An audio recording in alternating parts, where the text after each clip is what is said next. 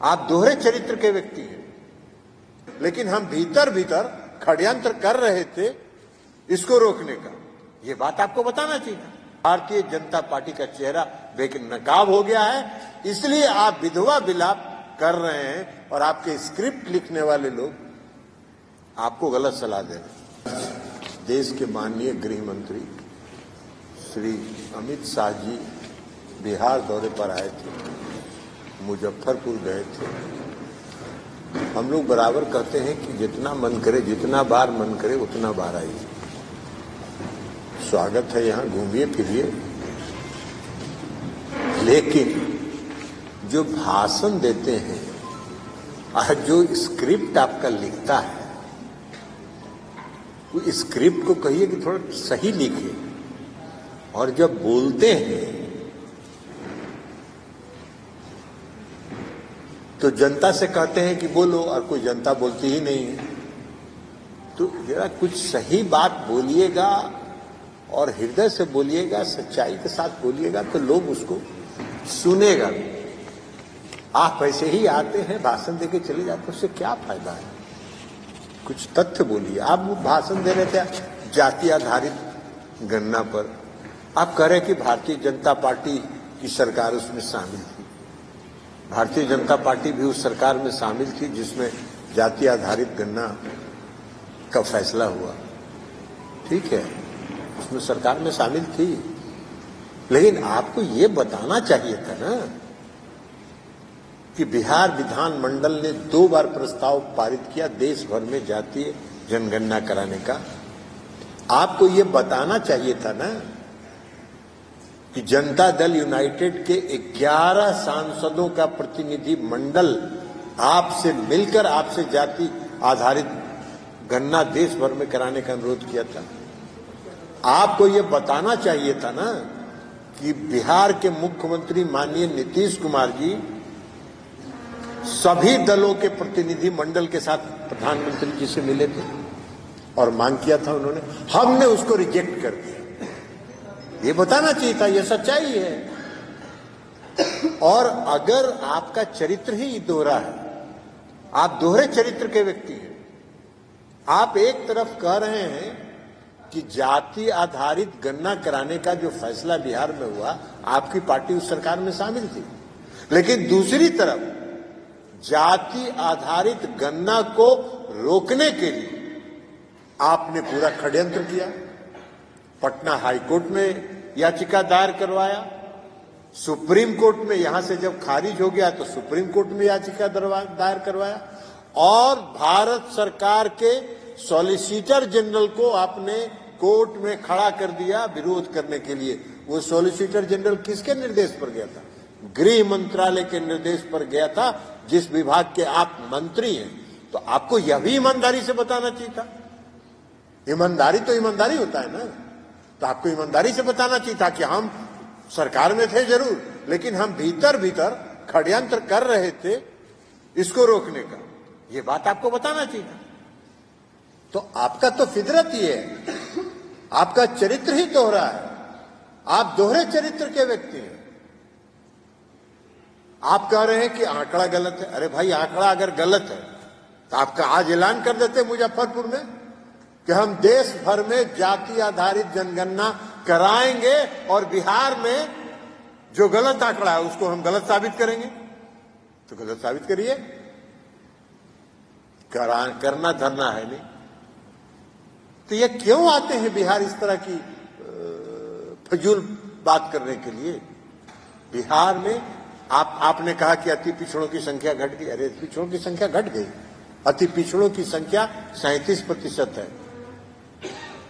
आपको गृह मंत्री जी कोई ज्ञान नहीं है बिहार में अति पिछड़े वर्ग के लोगों की संख्या के बारे में। बढ़ गया संख्या, पिछड़ों की संख्या बढ़ गई,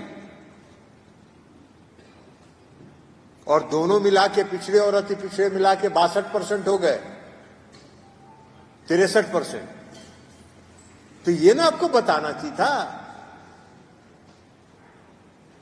तो आप कुछ सच्चाई बोल नहीं रहे हैं, बोल रहे हैं बोलो बोलो बोलो, है कि नहीं, है कि नहीं। अरे ऐसे थोड़ी होता है। सच बात बोलिए। आपको कहना चाहिए था सीना ठोक के कि हाँ हमने कराया था और हमने षड्यंत्र किया इसको रोकने के लिए, लेकिन सुप्रीम कोर्ट मेरी बात नहीं मानी। ये सच्चाई था और ईमानदारी थी, और ईमानदारी से आप बताते तो बात समझ में आ जाती। नहीं किए, अब लगातार कह रहे हैं गलत है, आंकड़ा गलत है। अरे आंकड़ा गलत है तो आप कहिए कि हम 1 साल के 6 महीना के अंदर देश भर में जाति आधारित जनगणना कराएंगे और जनगणना करा के साबित कर देंगे कि आंकड़ा गलत है। बिहार में जो आंकड़ा है वो 100% सही आंकड़ा है। और माननीय मुख्यमंत्री जी ने जो जाति आधारित गणना कराई है उससे आपका चेहरा बेनकाब हो गया है, भारतीय जनता पार्टी का चेहरा बेनकाब हो गया है। इसलिए आप विधवा विलाप कर रहे हैं और आपके स्क्रिप्ट लिखने वाले लोग आपको गलत सलाह दे रहे हैं।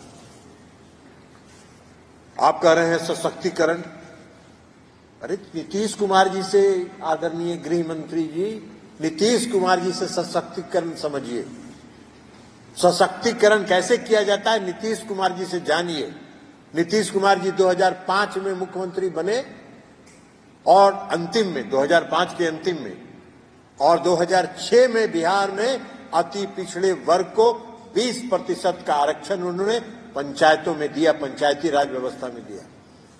2007 में उन्होंने नगर निकाय में 20% का आरक्षण दिया, और उसके कारण आज लाखों की संख्या में अति पिछड़े वर्ग के लोग पंचायती राज व्यवस्था में और नगर निकाय में। आप हिसाब जुड़ा रहे थे आईआईटी का। अरे आईआईटी में 20 लड़का के 18 लड़का का तो सिटवे है, कभी 20 को में क्या को रिजर्वेशन दे रहे हैं आप? बड़ा पीठ थपथपा रहे हैं अपना। नीतीश कुमार जी ने लाखों को लोगों को सशक्त किया है, अति पिछड़े वर्ग के लोगों को। नीतीश कुमार जी से सीखिए सशक्तिकरण कैसे किया जाता है। आप बात कर रहे हैं महिला सशक्तिकरण की। महिला सशक्तिकरण का कोई ज्ञान है आपको?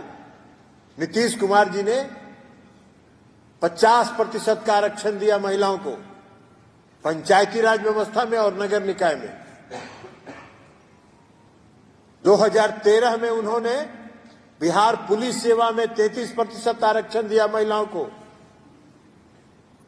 2016 में उन्होंने 35% आरक्षण दिया महिलाओं को बिहार राज्य के सभी सरकारी सेवाओं में, चाहे वो क्लास 1 का हो चाहे क्लास 4 का हो, सभी सेवाओं में 35% का आरक्षण दिया।